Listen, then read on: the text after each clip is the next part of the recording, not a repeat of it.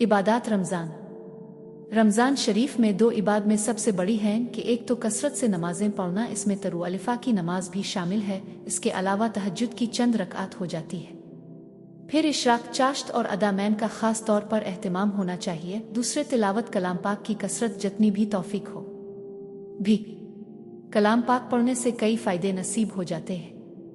3-4 इबादतें इसमें शरीक होती हैं और बहुत बाइस बरकत हैं। सत बाइस बरकत हो बरकत हैं, यानी दिल में अक़ीदत, अज़मत व महब्बत और ये ख्याल करके पढ़ने से कि अल्लाह पाक से हम कलामी की सआदत हासिल हो रही है। ये दिल की इबादत है। ज़ुबान भी तकल्लुम करती है, ये ज़ुबान की इबादत है। कान सुनते जाते हैं और आंखें कलाम इलाही की इबादत के नकूश की ज़ियारत करती हैं और उन तमाम आज़ा को इबादत में जुदागाना सवाब मिलता है। उन आज़ा का इससे ज़्यादा और किया सही मसरफ़ हो सकता है। और ये सआदतें ही नहीं बल्कि उनमें तजल्लियात इलाही मुज़मर है। नूर हासिल होता है और नूर के मानी रोशनी के नहीं बल्कि तमानियत कल्ब है और अल्लाह ताला का कुर्ब दर्जा है।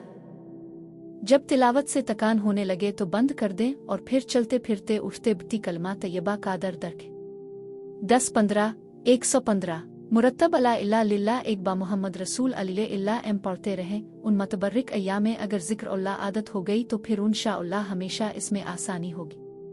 इस तरह दुरूद शरीफ की भी कसरत रखिए उन मोहसिन आज़म अली एम पर, जिनकी बदौलत हमें ये सब दीन और दुनिया की नेमतें मिल रही है।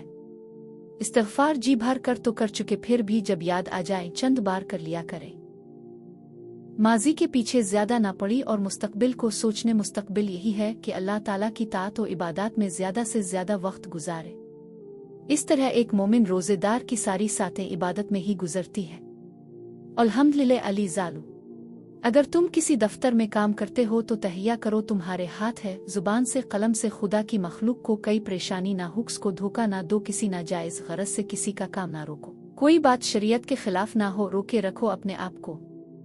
अगर तुम ताजिर हो तो सदाकत और अमानत से काम करो, किसी किस्म के लालच छूटिए नफा से काम ना करो जिससे किसी को कोई नुकसान पहुंचे। तुम्हारा मामला किसी को ईज़ा का सबब बन जाए। आंखें गुनाहों का सरचश्मा है। उनको नीचा रखें। बदनिगाही से किसी पर बुरी निगाह डालना ही नहीं बल्कि किसी को हिकारत की नजर से देखना, हसद की नजर या बुराई की नजर से देखना भी आंखों का गुनाह है।